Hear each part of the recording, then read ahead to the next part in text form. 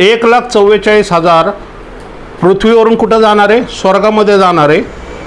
आणि ते कुठे आताचा? स्वर्गामध्ये राजासनासमोर 4 प्राणी आणि 24 वडिलांच्या समोर स्वतःचं गीत गातात. ते नवे गीत असं गातात. ते प्रत्येकाचं एक गीत असतं आणि हे गीत पर्टिक्युलर त्या लोकांना दिलेलं आहे.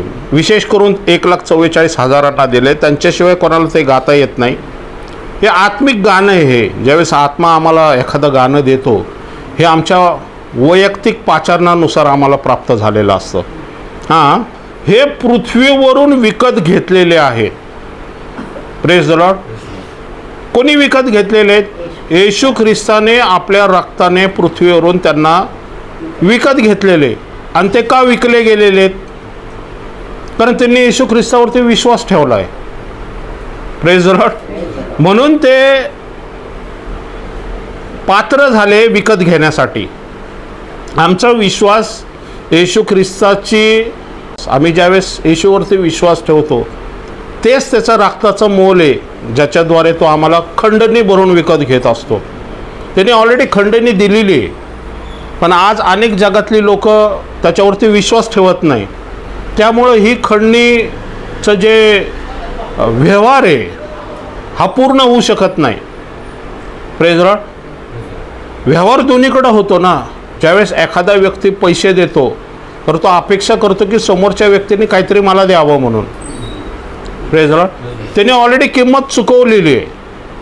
बरोबर आहे. तर आम्हाला काय करायचं? त्याला सरेंडर व्हायचं आहे. ते कशाद्वारे होतो? आपण आमच्या विश्वासाच्याद्वारे.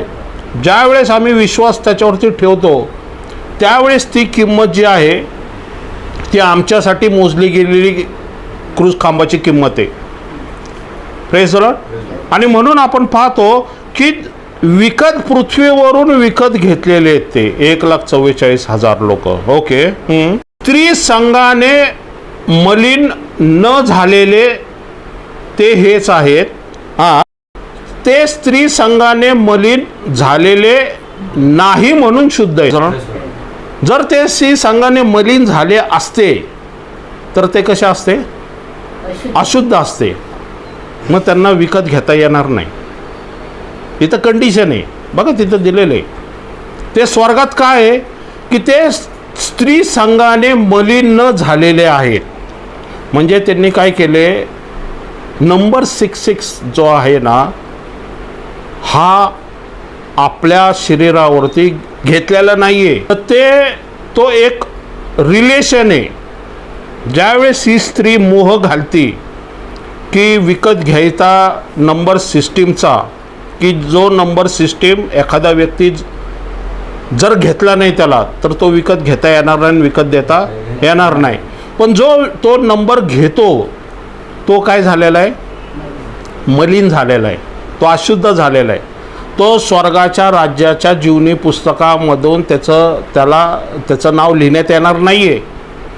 म्हणून तिथं ते दिलेले की ते स्त्री संघाने मलिन न झाल्यामुळे ते शुद्ध आहेत. Praise the Lord. म्हणजे त्यांनी ख्रिस्ताच्या रक्ताचा स्वीकार तर केलेला आहे, पण त्यांनी विश्वासाबरोबर धीर सुद्धा दाखवलेला आहे की मी मरण पावलो तरी चालेल, पण मी ह्या सत्याचा अस्वीकार करणार नाही. आम्ही शद्रक मेषक अबेदनगो म्हटले आम्ही 7 पट भट्टीमध्ये जायला तयार आहे, पण आम्ही ह्या मूर्तीला नमन करणार नाही. कारण आमचा परमेश्वर हा जिवंत आहे आणि आमचा विश्वास आहे की तो आम्हाला ह्या भट्टीतून सुरक्षित काढेल. Praise the Lord. त्याला फक्त विश्वास लागत नाही, तर विश्वासाच्या पुढचा धीर जो आहे ना तो पण गरजेचा असतो. कारण तुम्हाला मरण समोर दिसतंय आणि मरण दिसत असताना सुद्धा तुम्ही त्या मरणाचा स्वीकार का करता? कारण त्या मरणामध्ये सुद्धा तुम्हाला परमेश्वराच्या सार्वकालिक जीवनाचा मार्ग दिसत असतो. Praise the Lord. लोकांना मरण म्हणजे शेवट वाटतं, पण पौल म्हणतो मरण हे मला लाभ आहे. कारण तो म्हणतो मरण हे मला स्वर्गाचा दरवाजा उघडणार आहे. Praise the Lord. म्हणजे मरण आमच्यासाठी स्वर्गाचा दरवाजा उघडणार आहे. सार्वकालिक जीवनामध्ये पहिलं पाऊल आपण मरणानंतर ठेवतो. म्हणून ज्यावेळेस हे होतं, काय म्हणतात त्याला, फ्युनरल होतं, त्यावेळेस प्रत्येक जो पास्टर आहे तेच करंथीकरासच्या पत्रामधलंच दाखवत असतो की आम्ही परत पुनरुत्थान होणार आहे. आम्हाला मोठी आशा आहे की ख्रिस्त ज्यावेळेस येईल त्यावेळेस आम्ही पुनरुत्थान होणार आहे. आणि जो हा व्यक्ती हा जो झोपलेला आहे आत्ता XYZ कोणी पण, हा जरी आत्ता देहाने त्यांनी फक्त देह सोडलेला आहे तरी तो आत्मेने आत्ता प्रभूबरोबर स्वर्गामध्ये आहे. Praise Lord. म्हणजे आमच्यासाठी मरण हे स्वर्गाच्या दरवाजामध्ये पहिली स्टेप आहे. Praise Lord. पण जगासाठी मरण हे भयावह आहे. त्यांना मरणानंतर आशा नाही आहे, शाश्वती नाही की कुठं जाणार आहे.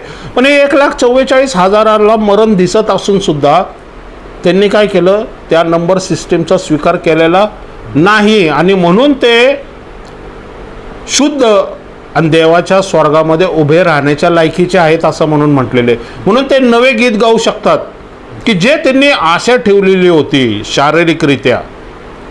आज ते मरण पावले पृथ्वीवरती, पण आता आत्म्याने ते स्वर्गामध्ये परमेश्वरासमोर ज्यावेळेस जिवंत स्वतःला उभे राहिलेले पाहतात तेव्हा ते मोठ्या आनंदाने गौरव करतात. आणि वचन सांगते की ते कोकऱ्याबरोबर फिरतात, ते म्हणजे येशू ख्रिस्ताबरोबर फिरतात. ते कारण येशू ख्रिस्त रक्त परमेश्वर आणि येशू ख्रिस्त अशी जे रक्तसाक्षी आहेत त्यांची मोठी व्हॅल्यू ठेवतो, किंमत ठेवतो. म्हणून परमेश्वराच्या सिंहासनाच्या समोर जो एरिया आहे त्याला म्हणतात वेदी खालचे आत्मे, जे प्रगटीकरणाच्या 5व्या अध्यायामध्ये बघितलेले आहेत, जे परमेश्वरासाठी परमप्रिय असे आहेत. म्हणजे हे शुद्ध का आहेत तर ते स्त्री संघाने मलिन झालेले असे आहेत. हां, ते देवासाठी आणि कोकऱ्यासाठी प्रथम फळ असे माणसातून विकत घेतलेले आहेत. Praise the Lord. आता आपण जाऊया, आपण पाहूया हे स्त्री संघाने मलिन झालेले काय आहे ना, ह्याच्याबद्दल आज आपण पाहूया. आपण जाऊया प्रगटीकरण याचा 17वा अध्याय. आणि प्रगटीकरणचा 17वा जो अध्याय आहे, हा 17वा अध्याय हा अँटिक्राइस्टबद्दल पण सांगतो, अनेक कलावंतीन पण आहे तिच्याबद्दल पण सांगतो. आपण प्रगटीकरण 17वा अध्यायामध्ये 3 गोष्टी बघणार आहेत. एक कलावंतीन बघणार आहे, एक स्त्री बघणार आहे आणि एक श्वापद बघणार आहे, ज्याला ख्रिस्त विरोधक म्हटलेले ते पण बघणार आहे, जे 13व्या अध्यायाच्या बरोबर जोडलं गेलेले. Praise Lord. पहिल्यांदा आपण कलावंतीन, आपण स्त्री संघाने मलिन झालेले ह्या विषयावरच आहोत. पण प्रगटीकरण 17वा अध्यायामध्ये आपण पूर्ण शिकत असताना पहिल्यांदा आपण कलावंतीन म्हणजे कोण आहे हे पाहूया. प्रगटीकरण 17वा अध्याय पहिलं वचन. आता कलावंतींचा अर्थ काय होतो?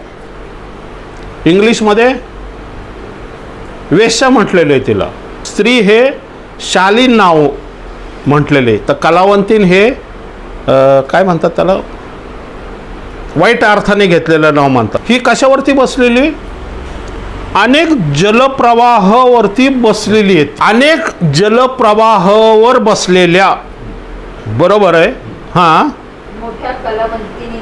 मोठा कलावंतिनीचा झालेला न्यायनिवडा तुला दाखवतो. म्हणजे कलावंतींचा जो न्यायनिवडा आहे हा 18व्या अध्यायात आपण बघणार आहोत. पण त्याचा उल्लेख 17व्या अध्यायामध्ये पण आहे, बरोबर आहे ना, की पुढच्या अध्यायामध्ये मी तुला तिचा न्यायनिवडा दाखवतो. पण एक लक्षात ठेव, आता एक कलावंती नाही, पण ती कशावरती बसलेली आहे? अनेक जलप्रवाहावरती बसलेली. आता जलप्रवाह म्हणजे काय? 17-15 मध्ये बसलेलं स्थान या देश. जलप्रवाह म्हणजे काय? कशावरती बसलेली? ते जलप्रवाहावरती बसलेली, बरोबर आहे ना. बसलेली याचा अर्थ काय? तो देश, याचं स्थान. ओके. जलप्रवाह. आता जलप्रवाह म्हणजे काय? हां, जनसमूह, राष्ट्रे, निरनिराळ्या भाषा बोलणारे असे आहेत. हां, अनेक जलप्रवाह म्हणजे काय? अनेक देशाचे लोक, जनसमुदाय, राष्ट्र, निरनिराळ्या भाषा बोलणारी लोक त्या देशामध्ये येऊन राहते, बरोबर आहे. म्हणजे कलावंतीन कोण आहे? की अनेक जगातून आलेली लोक राहण्याची जागा असलेला देश म्हणजे कलावंतीने. तिचा न्यायनिवडा होणार आहे. तो देवदूत तिचा न्यायनिवडा योहानाला दाखवणार आहे. आता तिच्याबरोबर काय केलेले, पृथ्वी तलावाच्या राजांनी काय केलेले, जार कर्म केलेले.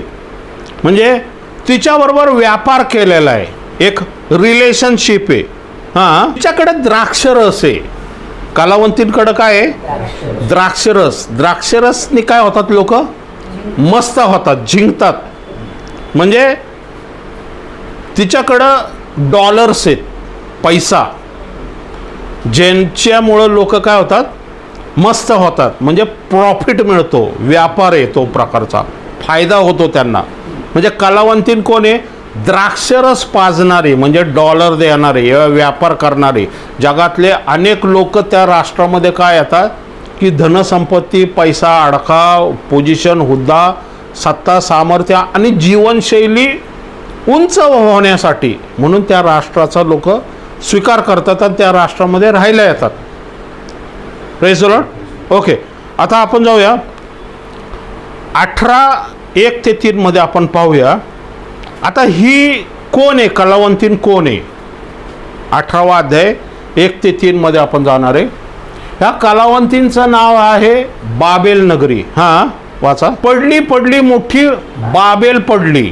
म्हणजे बाबेल ही कोण आहे, मोठी नगरी आहे, जे अनेक जलप्रवाहावरती बसलेले, अनेक देशाचे राजे लोक त्याच्या, राष्ट्राचे लोक त्याच्यामध्ये येतात. ते अनेक राजांबरोबर तिने व्यभिचार केला, म्हणजे जार कर्म केलेले आहेत, म्हणजे व्यापार केलेला आहे, म्हणजे डॉलर्स दिलेले. आणि ती द्राक्षरसाने मस्त करते. याचा अर्थ तिच्या व्यापाराद्वारे अनेक जगाचे राजे, व्यापारी संपन्न झालेले आहेत. ओके, आणि म्हणून वचन सांगते तिचं नाव आहे बाबेल.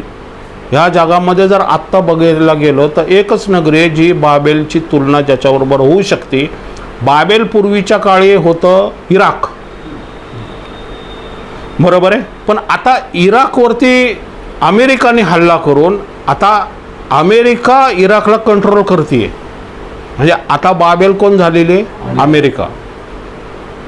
कळते तुम्हाला? आता अमेरिका ही बाबेल आहे. पण ही बाबेल कशी आहे, भूताची वस्ती आहे. व सर्व प्रकारच्या अशुद्ध आत्म्यांचा आश्रय. सर्व प्रकारचे जे अशुद्ध आहेत ते बाबेलमध्ये आहेत, अमेरिकेत आहेत.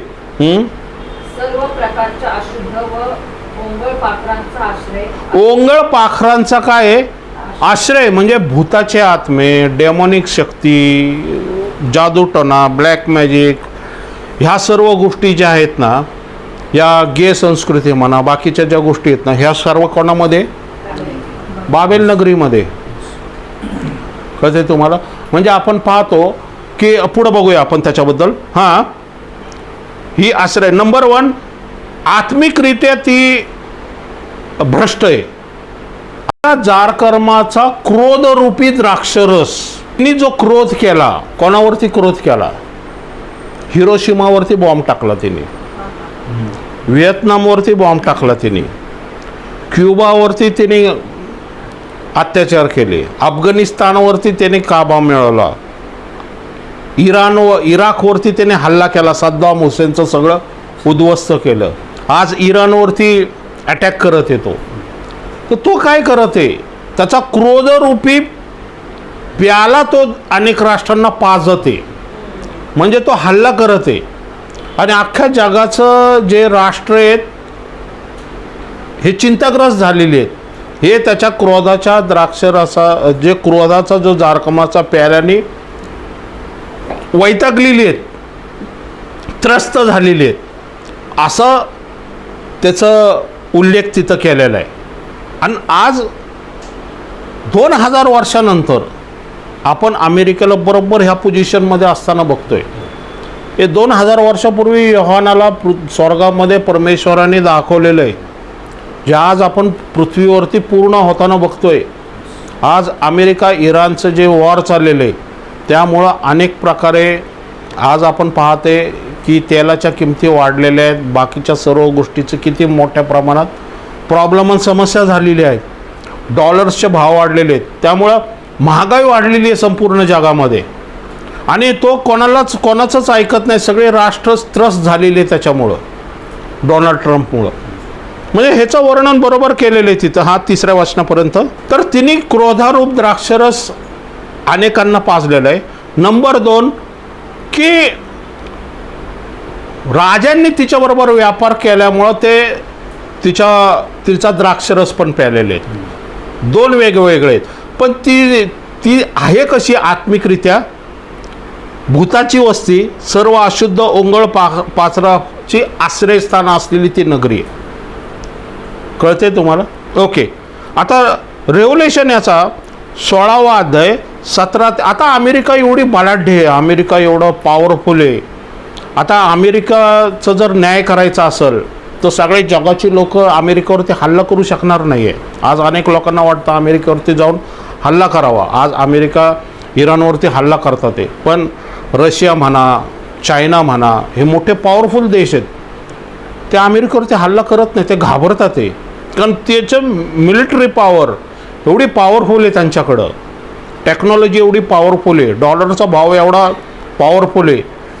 जर त्याच्यावरती हल्ला जो देश करल आणि त्याच्याकडं अनुभव पण पुष्कळ प्रमाणात आहे, त्यामुळं अमेरिका असा प्रतिसाद देईल की एखादी व्यक्ती जर त्याला मारायला गेली, एखादा देश त्याला मारायला गेला तर ते स्वतःच वरतीच कुऱ्हाड चालून घेण्यासारखं होईल.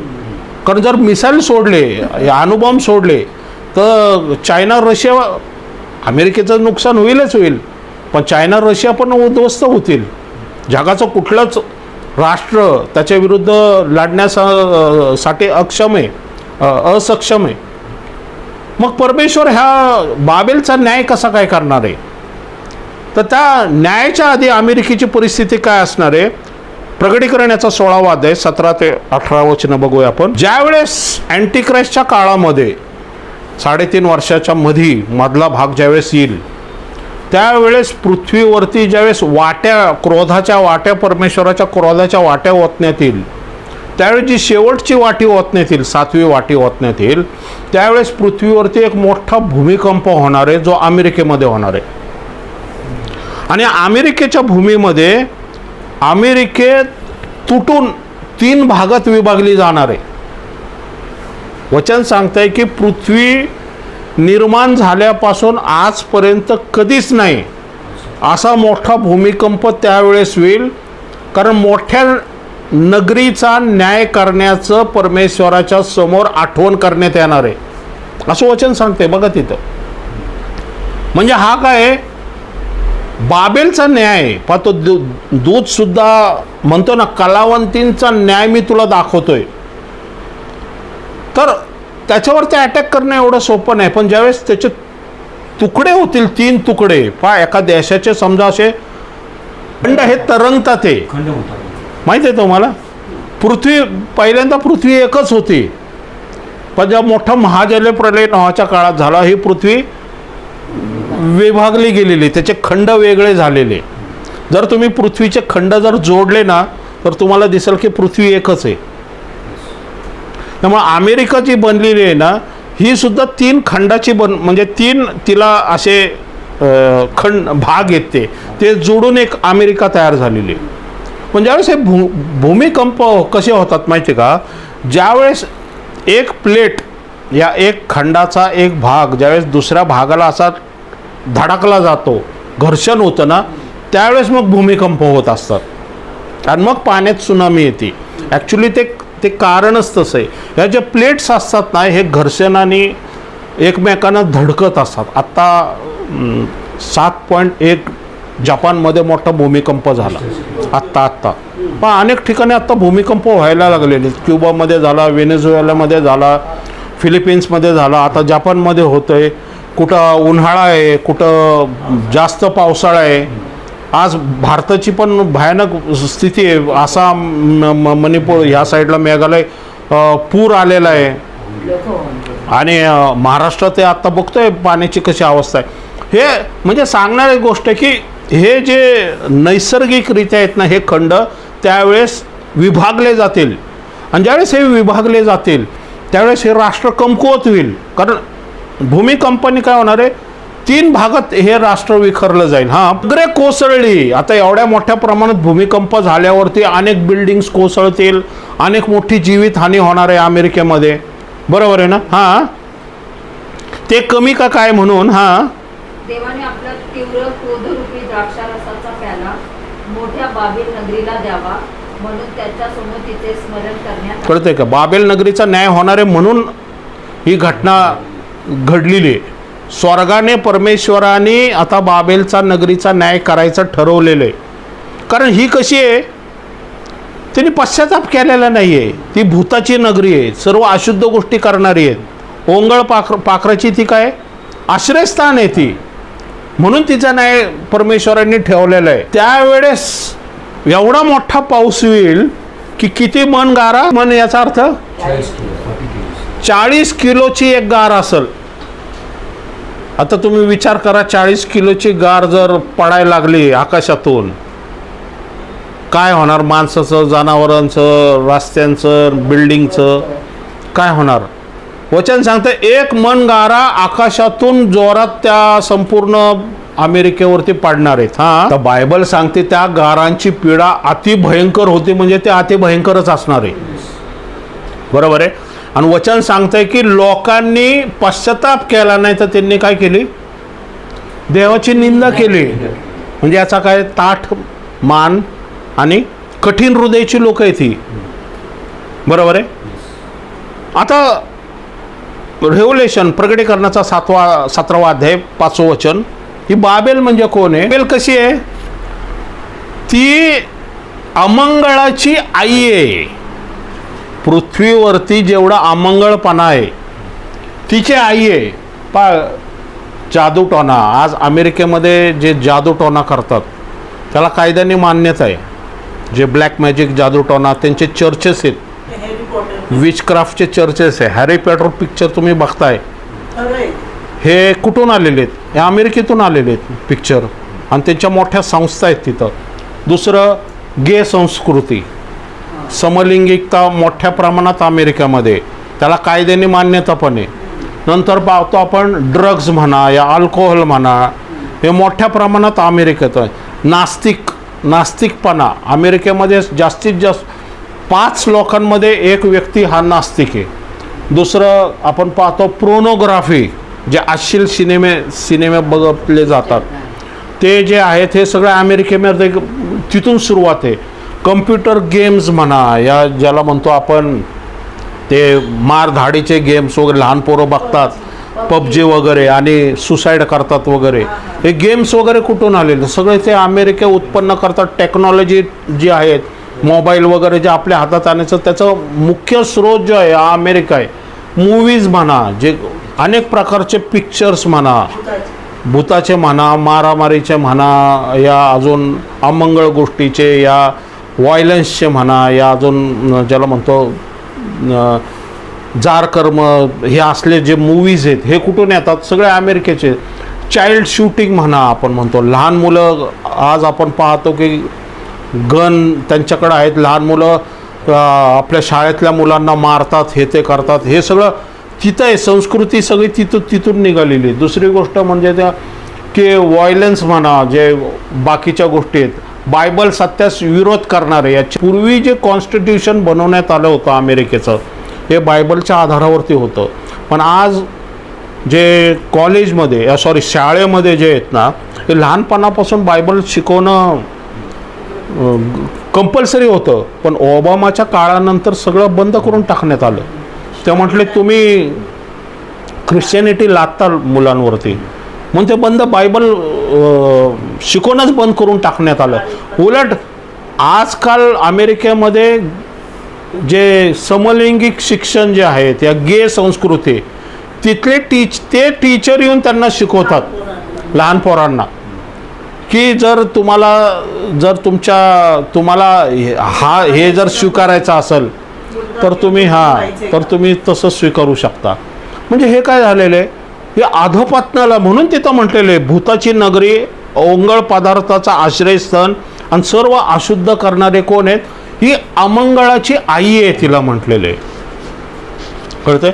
ही आहे कलावंतीन, बरोबर आहे. आता प्रगटीकरणाच्या 17व्या अध्यायामध्ये एक बघूया, एक स्त्री बघूया. आता ही जी दुसरी स्त्री, हिला स्त्री म्हटलेले, ही स्त्री कुठं नेलेले त्यांनी? रानात नेलेले. आणि ही स्त्री कशावरती बसलेली? श्वापदावर बसलेली. आणि पहिली स्त्री कशावरती बसलेली होती? अनेक जलप्रवाहावरती बसली होती. कळतंय तुम्हाला? म्हणून हिथं आहे ना, लोकांना पकडता येत नाही स्त्री आणि कलावंतींमध्ये डिफरन्स. हे खूप डीप आहे. हे नीट आपल्याला समजून घेणं गरजेचं आहे की कलावंतीन अनेक जलप्रवाहावर बसली, तर स्त्री कशावरती बसलेली? श्वापदावरती बसलेली. आणि ती रानात नेलेली आहे त्याला आत्मेने. बरोबर आहे ना? आत्मेने त्याला रानात नेलेले. ही रानातली स्त्री आहे. ओके. जी स्त्री पाहिली, म्हणजे स्त्री कोण आहे? पृथ्वीच्या राजांवरती राज्य करणारी मोठी नगरी आहे. कलावंतीन एक नगरी आहे, स्त्री पण एक नगरी आहे. पण स्त्री राजांवर राज्य करणारी आहे, तर कलावंतीन ही व्यापार करणारी आहे. बरोबर आहे ना? हां. पुढं 17:4. आता ह्या स्त्रीमध्ये दुसरं, हां, ती स्त्री जांभळी व किरमीची वस्त्रे ल्यालेली होती. स्त्रीचा रंग कसा आहे? जांभळी आणि हिरवी. किरमीची वस्त्र तिने घातलेली आहे स्त्रीनी. हा, सोने, मौल्यवान रत्ने, मोते ह्याने काय केलेले? शृंगारलेली आहे ती. तिने स्वतःचा शृंगार केलेला आहे. हा. तिच्या जार कर्माच्या मळाने. तिच्या हातात काय आहे? जार कर्मचा प्याला तिच्या हातात आहे. सोन्याचा प्याला म्हटलेलं आहे त्याला. बरोबर आहे ना? म्हणजे कृत्य, तिच्या हाताचं कृत्य कसं आहे? अमंगळ पदार्थांनी भरलेले तिचं कृत्य आहे. हां. म्हणजे ती शुद्ध गोष्टीत काय करते? ती अशुद्ध गोष्टी मिक्स करते. ती सत्यामध्ये असत्य मिक्स करते. ती भरकवटून टाकते. अशी ती स्त्री आहे. मौल्यवान रोतांनी मिक्स केलेले भरकवटण्याचं तिचं काम आहे. आता ह्या स्त्रीबद्दल डॅनियलमध्ये पण दिलेले, दानियलाचा 7वा अध्याय 25वा वचन. स्त्री म्हणजे श्वापद पण म्हणू शकतो आपण. स्त्रीचं ब्रॅकेटमध्ये श्वापद, जे 13वा अध्यायमधलं श्वापद आहे त्याबद्दल आपण पाहतोय. तो परात्पर देवाविरुद्ध गोष्टी बोलेल. कोण? श्वापद म्हणजे त्या स्त्रीमधून येणारं व्यक्तिमत्व, या ख्रिस्तविरोधक. स्त्री म्हणजे नगरी आहे. त्या स्त्रीमधून एक कोण येणार आहे? ख्रिस्तविरोधक येणार आहे. तो परात्पर लोकांविरुद्ध काय बोलल? देवाविरुद्ध गोष्ट बोलल. परात्पर देवाविरुद्ध गोष्टी बोलल. हा. पवित्र जनास जेर करल, म्हणजे जे येशूवरती विश्वास ठेवणार आहेत त्यांना जेर करल. कसं? नंबर 66 जर घेतला तर, जर त्यांनी घेतला तर ते काय होतील? अशुद्ध होतील. आणि जर घेतला नाही तर मरण, त्यांना मरण प्राप्त होईल. बरोबर आहे ना? जेर करल. जेर करल म्हणजे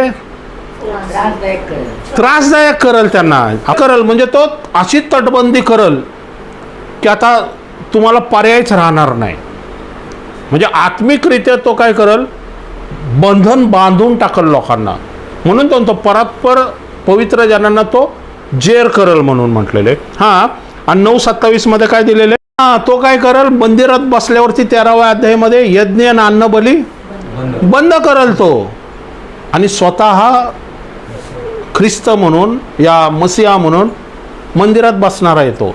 हां. पुढं उद्ध्वस्त करणारा. उद्ध्वस्त करणारा म्हणजे कोण? सैतान. जो उद्ध्वस्त करणारा, अमंगळच्या पंखावरती आरूढ होऊन या अँटिक्राइस्टला मदत करणार आहे. कळते का तुम्हाला? आता परत या आपण 13व्या अध्यायाच्या 5 आणि 8 मध्ये. हां. तो ख्रिस्तविरोधक कसा असणार आहे? देवनिंदात्मक गोष्टी बोलणारं, त्याच्याकडे तोंड आहेत. हां. 42 महिने म्हणजे 3.5 वर्ष काम चालवण्याची मुभा देण्यात. तो देवाची निंदा करल, मंडळीची निंदा करल. पवित्र जनाबरोबर लढण्याची आणि जिंकण्याची त्याला काय देण्यात आलेली आहे? मुभा देण्यात आलेली आहे. ओके. आता जाऊया आपण परत 17व्या अध्यायाचं 4थं वचन. स्त्री कशी आहे? जांभळी आणि किरमीची वस्त्र व्यालेली आहे. सोन्याचा प्याला आहे. म्हणजे ते काय दाखवतंय? गर्व, अहंकार आणि वैभव दाखवतोय. बरोबर आहे ना? आणि जार कर्माचं मळ म्हटलेलं आहे तिला, म्हणजे ती आत्मिक भ्रष्टाचार आहे आणि तिच्यामध्ये काय आहे, मूर्तीपूजा आहे, पाप आहे, बंधन आहे, रूढी आहे, स्वतःला देव असं म्हणवणार आहे ते. बरोबर आहे ना, स्त्री अँटी क्राइस्ट ज्याला म्हटलेलं आहे तो, बरोबर आहे. आणि स्वतःला काय करतो, पापाची क्षमा करणार आहे. 17:6 मध्ये जाऊया. हा, पण ही स्त्री कशी आहे, पवित्र जनाच्या रक्ताने आणि येशूच्या साक्षीच्या रक्ताने मस्त झालेली. म्हणजे जे विश्वासणारे त्यांच्या विरुद्ध उभी असलेली आहे ती. 1,44,000 आणि 2 संदेष्ट्यांचं रक्त त्या स्त्रीमध्ये सापडणार आहे. म्हणजे या ख्रिस्त विरोधकामध्ये, या ज्या नगरीतून ही येणार आहे त्या नगरीमध्ये हे असं सापडणार आहे. बरोबर आहे ना. म्हणजे आपण पाहतो की प्रकटीकरणाच्या 13वा अध्याय 10 ते 15व्या वचनामध्ये काय दिलेले, तो कैदेत जावयाचा तो कैदेत जातो, जो कैदेत जावायचा तो कैदेत जातो. म्हणजे जे अँटिक्राइस्टचा स्वीकार करणार नाही ते कसे जातील, कैदेत जातील. हां, जो तलवारीने जीवे मारील त्याला तलवारीने मरणे भागावे, नाहीतर मग तलवारीने मारावं लागणार आहे. ह्याच्यावरून काय होणार आहे, विश्वासणाऱ्या हां यावरून पवित्र जनांचा धीर व विश्वास दिसून येतो. पवित्र जनांचा धीर आणि विश्वास दिसून येतो. आणि 15 वचन काय म्हणते ते, 15 वचन, बोलावे म्हणजे लोकांनी तिला नमन करावे. हां, आणि जे कोणी त्या श्वापदाच्या मूर्तीला नमन करणार नाही ते जीवे मारले जावे, ते जीवे मारले जावे असं ती मूर्ती करते, या ती स्त्री करते, या अँटिक्राइस्ट करतो असं म्हटलेलं आहे. पहा, योहान म्हणतोय की अनेक ख्रिस्त विरोधक ह्या काळात उठलेले, पण एक ख्रिस्त विरोधक येणार आहे जो फायनल ख्रिस्त विरोध असणार आहे, ख्रिस्त विरोधक असणार आहे. आणि तो काळ जवळच येते. हा प्रकटीकरणाच्या अध्यायामध्ये 13वा अध्यायामध्ये हा ख्रिस्त विरोधक दिसतो. आता आपण श्वापद बघूया. श्वापद जे आहे ह्याबद्दल बघूया. स्वर्गात दुसरे एक चिन्ह दृष्टीस पडले ते हे, पहा एक मोठा अग्निवर्ण अजगर दिसला, त्याला 7 डोकी व 10 शिंगे होती आणि त्याच्या डोक्यावर 7 मुकुट होते. त्याच्या शेपटाने आकाशातील ताऱ्यापैकी 1/3 तारे ओढून काढून ते पृथ्वीवर पडले. हा कोण आहे, दियाबल, या सैतान. हा सैतान कसा दिसायला आहे, हा अजगरासारखा आहे, पण त्याला काय आहे, 7 डोके आणि 10 शिंग आहे. बरोबर. आणि तो सेम अजगर हा श्वापद पण दिसतो. प्रकटीकरण 13वा अध्याय 1 ते 2 मध्ये काय दिलेले, नंतर मी एक श्वापद समुद्रातून वर येताना पाहिले, एक श्वापद समुद्रातून वर येताना पाहिले. हा, त्याला 10 शिंगे व 7 डोके असून त्याच्या शिंगावर 10 मुकुट आणि त्याच्या डोक्यावर देवनिंदात्मक नावे, त्याच्या डोक्यावरती देवनिंदात्मक नावं देण्यात आलेली. म्हणजे हा कोण आहे, हा अँटिक्राइस्ट आहे, ज्याला अजगरनी खाली काय, अजगर आणि त्या श्वापदाला काय दिलेले, शक्ती, आसन आणि अधिकार दिलेले आहे. म्हणजे अँटिक्राइस्टच्या पाठीमागं कोण उभा आहे, सैतान उभा आहे. त्याला काय केलेले, मुभा देण्यात येणार आहे परमेश्वर. हा जगाचा न्यायनिवडा करण्यासाठी परमेश्वराने शेवटच्या काळात जो अँटिक्राइस्ट येणार आहे, या जो ख्रिस्त विरोधक येणार आहे. आज योहान म्हणतो अनेक ख्रिस्त विरोधक आहे, पण एक ख्रिस्त विरोधक येणार आहे शेवटच्या काळी. तोच हा काळ असणार आहे, जो सर्वात महाभयंकर काळ असणार आहे. ओके. आता किरमिजी रंग जो आहे, यशाया याचा पहिला अध्याय 18वं वचन आपण बघतो. किरमिजी रंगाचा अर्थ आपण पाहूया. तुमची पाते लाखेसारखी लाल असली तरी ती बर्फासारखी पांढरी होती, ती किरमिजासारखी तांबडी असली तरी लोकरीसारखी निघली. प्रेज. म्हणजे पापाची तुलना कशाबरोबर केलेली आहे, सीनची, पापाची, किरमिजी सॅक्रिफाईस बरोबर केलेली आहे. Cleansing, power of God, grace. किरमिजी रंग काय दाखवतो, परमेश्वराची ग्रेस. किरमिजी रंगावरती पहा, येशूला ज्यावेळेस धरण्यात आलं त्यावेळेस त्याच्यावरती किरमिजी झागा वचन सांगते की त्याच्यावरती टाकण्यात आला. की राजांकडं जांभळी वस्त्र जी असायची ती राजांकडं असायची. हेरोदाने त्याच्यावरती किरमिजी झागा टाकला होता, जो रोम लोकांचा शाही पोशाख, वैभवाचा पोशाख मानण्यात यायचं. तो येशूला त्यांनी चेष्टा करून म्हटले ना, तू राजा आहे का म्हणून, त्यावेळेस ते त्याच्यावरती कापड टाकण्यात आलं. तर किरमिजी हे ज्याला म्हणतो मंदिरात वापरण्याचं रॉयल कापड येते ते सॅक्रिफाईस दर्शवतं, या अर्पण दर्शवतं. आणि हे जे श्वापद आहे, अँटिक्राइस्ट आहे, हे तेच धारण करून येणार आहे, जणू काय सॅक्रिफाईस, या पापाची क्षमा करणारा. म्हणजे मंदिरातलं तो डुप्लिकेटपणा करून लोकांना फसवण्याचा प्रयत्न करतोय. ओके, 17:8 जे श्वापद होते नाही तर हजर आहे, याचा अर्थ काय की जो अथांग डोह ज्यावेळेस प्रगटीकरणाच्या 5व्या करण्यामध्ये उघडला जाईल, त्यावेळेस हे नाश करणारा 9:11 जे श्वापद आहे, या सैताने नाश करणारा, हा पृथ्वीवरती येणार आहे, त्याला मुभा देण्यात येणार आहे आणि तो अँटिक्राइस्टला मदत करणार आहे. आणि तो 2 संदेष्टाला मारण्याचा साठी सुद्धा हा अँटिक्राइस्टला प्रेरणा देईल. कारण 2 संदेष्टे काय करणार आहे, हे ख्रिस्ताबद्दल सांगणार आहे आणि मंदिराविरुद्ध, म्हणजे मंदिराच्या स्थापनेविरुद्ध ते काय करणार आहे, इस्रायल राष्ट्राची कान उघडणी करणार आहे की ह्या मंदिरामध्ये जे तुम्ही अर्पण करताय, या जो विधी करताय, हे देवाच्या प्रत्यर्थ योग्यतेचं नाही आहे. कारण ख्रिस्ताचं अर्पण ऑलरेडी झालेलं आहे. हे असं ते घोषित करतील आणि ते चिन्ह चमत्कार करतील. पण तरी इस्रायल राष्ट्र काय करेल, त्यांना मारायचा प्रयत्न करतील आणि इस्रायल राष्ट्राला मारण्यासाठी हा अँटिक्राइस्ट काय करेल, त्याला मदत करेल. कारण अँटिक्राइस्टचा मुख्य उद्देश काय आहे की मंदिरामध्ये जाऊन, मंदिरामध्ये जे परमपवित्र स्थान आहे तिथं जाऊन बसायचं आणि मग त्यावेळेस त्याच्यावरती प्राणघातक हल्ला होईल, पण त्याच्यातून तो बरं होणार आहे आणि तो बरं झाल्यानंतर मग तो मंदिरात बसेल आणि त्याच्यासाठी पूर्ण जगामध्ये मूर्ती स्थापन करण्यात येईल आणि खोटा संदेष्टा त्याच्या मूर्तीमध्ये चिन्ह चमत्कार करेल.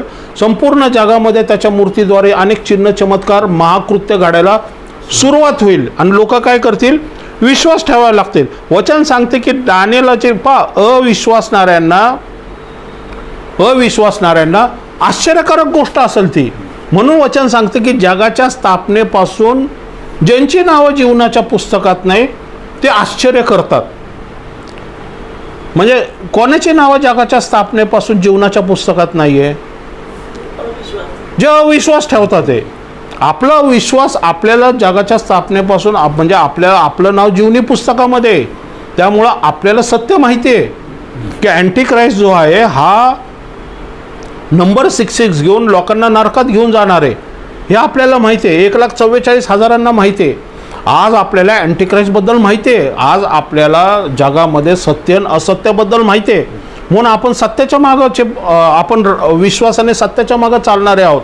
आपण असत्याला प्रतिसाद देत नाही, असत्याचा आपण स्वीकार करत नाही.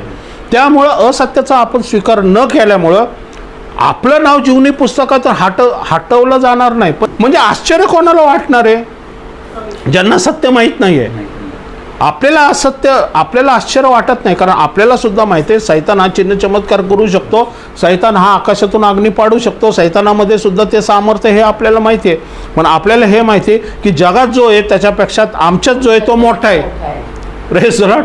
आणि आमच्यात जो मोठा आहे हे आपल्याला माहिती आहे. आणि सैतानाला येशू ख्रिस्ताने आपल्या पायाखाली तुडवलेले आहे आणि प्रत्येक विश्वासणाऱ्यांच्या पायाखाली सैतानाने त्याचं साम्राज्य आहे हे सत्य आपल्याला माहिती असल्यामुळं प्रत्येक आजार म्हणा, व्याधी म्हणा, समस्या म्हणा, प्रॉब्लेम म्हणा, संकट म्हणा, या कुठल्याही भीती म्हणा, या कन्फ्युजन म्हणा, ह्याच्यावरती मात करण्याचं सामर्थ्य वचनाद्वारे, विश्वासाच्या द्वारे आमच्यामध्ये देवाने पेरलेले. आणि ज्यावेळेस आम्ही घोषित करू आणि विश्वासाने कबूल करू, या विश्वासाने घोषणा करू, त्यावेळेस सैतानाला, त्या संकटाला, त्या आजाराला निघून जावं लागेल. Praise the Lord. हे आपल्याला माहिती आहे, पण ते त्यांना माहीत नाही आहे. बरोबर आहे ना? हां 10 शिंगे म्हणजे कोण आहे? 10 राजे, जे युरोपचे 10 राजे असतील. त्यांना अद्याप सत्ता मिळालेली नाही आहे. ते श्वापदाबरोबर 3.5 वर्ष काय करतील? राज्य करतील. ते एक विचारांचे आहेत आणि ते आपले सामर्थ्य व अधिकार श्वापदाला देतात. ते एक विचाराचे आहेत. कारण श्वापद हा कोण आहे? डोकं आहे आणि शिंग हे डोक्यावरती आहे. श्वापद म्हणजे ख्रिस्त विरोधक आणि शिंग म्हणजे कोण? युरोपियन 10 राजे. म्हणजे ते काय करतील, श्वापदाला सगळं शस्त्रसामुग्री देतील, सैन्य देतील, ॲम्युनिशन देतील, सर्व कारभार आपला देतील आणि सर्व सत्ता सामर्थ्य देईल. कारण सैतान त्यांच्या अंतःकरणात तसं घालणार आहे. अधिकार आणि सामर्थ्य कोणाला देतात? श्वापदाला देतात. संपूया आपण 17-16 वचन, 17 अध्याय 16 वचन. आता हे जे श्वापद आहे हे काय करणार आहे? कलावंतींचं रिलेशन. हां, शिंगे व जे श्वापद तू पाहिले ती कलावंतनीचा द्वेष करतील. 10 शिंग आणि जे श्वापद आहे कोणाचा द्वेष करतात? ते कलावंतींचा द्वेष करतात. ते 10 शिंग कोण आहे? युरोप राष्ट्र. श्वापद कोण आहे? ख्रिस्त विरोधक, बरोबर. त्याच्या पाठीमागं कोण आहे? सैतान आहे. पण ते कोणाचा द्वेष करतात? ते कलावंतीन. म्हणजे कोणाचा? बाबेलचा, अमेरिकेचा, बरोबर. अमेरिका आता खुळखुळी झालेली आहे. 3 प्रकारात तिचं विभागणी झालेली आहे. 40 मानाच्या गारा तिच्यावरती पडलेल्या आहे. म्हणजे ती आता लढाई करण्याच्या सक्षमतेची नाही आहे, बरोबर आहे ना. म्हणून ते म्हणतात ते कलावंतीनेचा द्वेष करतात. पुढं हा अमेरिकेचा न्याय ते करणार आहे. ते श्वापद, ते 10 शिंग मिळून हिर्मगेडॉन नावाच्या जागी सगळे एकत्र येणार आहे. हेर्मगेदॉन म्हटलेले. ते काय करतील? एकत्र येऊन तिथून अँटिक्राइस्ट, खोटा संदेष्टा दोघं मिळून काय करतील? अमेरिकेवरती हल्ला करतील. जे प्रगटीकरणाच्या 18व्या अध्यायामध्ये अमेरिका हल्ला होईल आणि अमेरिकेला जाळून बेचिराग करण्यात येईल आणि अमेरिकेचा न्याय होणार आहे. अमेरिकेचा न्याय का होणार आहे? कारण ती कशी आहे? अमंगळ आहे, भूताची नगरी आहे आणि तिने सुवार्थ्याला विरोध केलेला आहे आणि तिने पश्चाताप केलेला नाही आहे, बरोबर आहे. आणि तिने अनेक राष्ट्रांचा न्याय केलेला आहे. हिरोशिमा नागासाकीवरती तिने बॉम्ब टाकला. 2 लाखापेक्षा जास्त लोक मेली. व्हिएतनामवर लढाई केलेली आहे तिने. क्युबावरती अटॅक केलेला आहे तिने. अनेक आपण पाहतो की इराण, इराक, अफगाणिस्तान ह्यावरती केलेले. आज जगामध्ये सुद्धा तिच्या भीतीने, या भयाने, या अन्यायाने अनेक लोक त्रस्त आहेत. तर परमेश्वर तिचा सुद्धा न्याय करणार आहे, बरोबर आहे. म्हणजे तिच्यामधून धार्मिकता ज्यावेळेस निघून जाईल, म्हणजे रॅप्चर ज्यावेळेस निघून जाईल, त्यावेळेस अमेरिका सर्वात जास्त 66 नंबरला विरोध करणारी नगरी असणार आहे. अमेरिका अँटिक्राइस्टला विरोध करेल त्यावेळेस.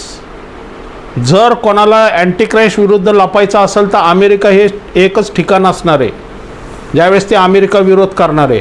पण अमेरिकेचा सुद्धा न्यायाचा काळ असणार आहे, ज्या न्यायाच्या काळात ही लोक जे आहेत हे पळून जातील अमेरिकेतून बाहेर. कारण त्यावेळेस अँटिक्राइस्टच्या काळामध्ये जे रॅप्चर मधून राहिलेले आहेत, जे रॅप्चर झालेले नाहीत, ते अमेरिकेमध्ये विश्वास ठेवणारी लोकसाठी देव एक आश्रयस्थान ठेवल अमेरिका.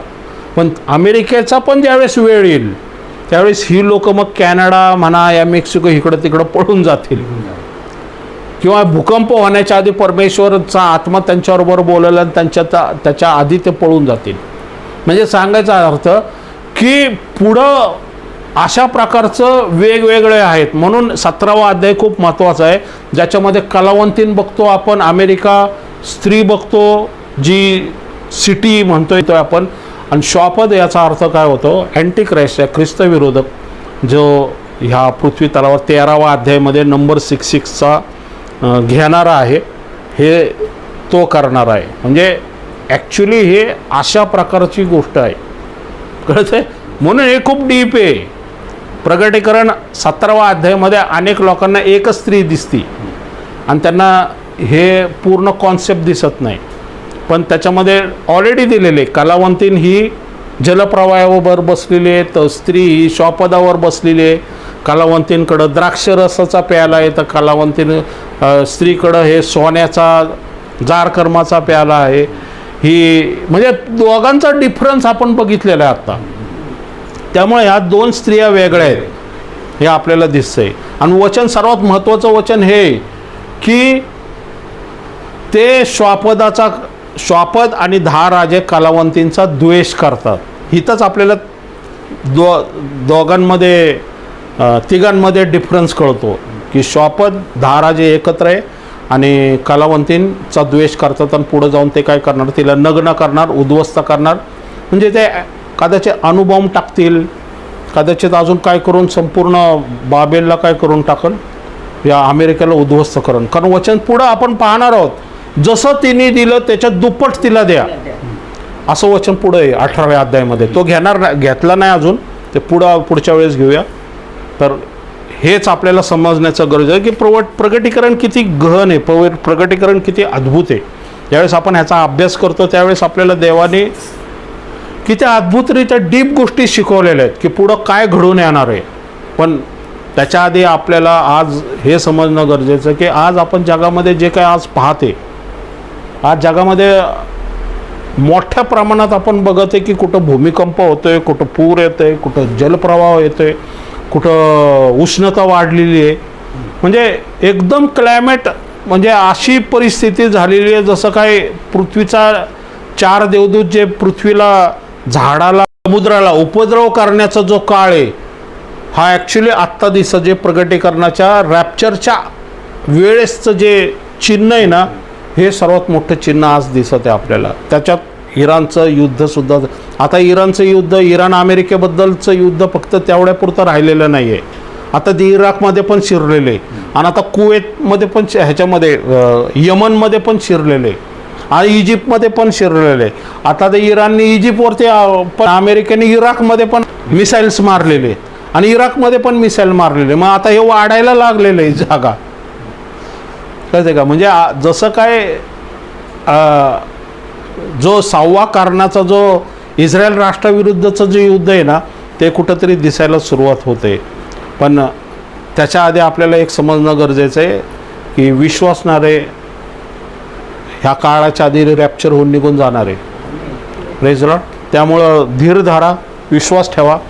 आमचं लवकरच ह्या पृथ्वीवरून रॅप्चर होणार आहे आणि आपण ख्रिस्ताबरोबर सदा सर्व काळ स्वर्गामध्ये राहणार आहोत. आपण प्रार्थना करूया.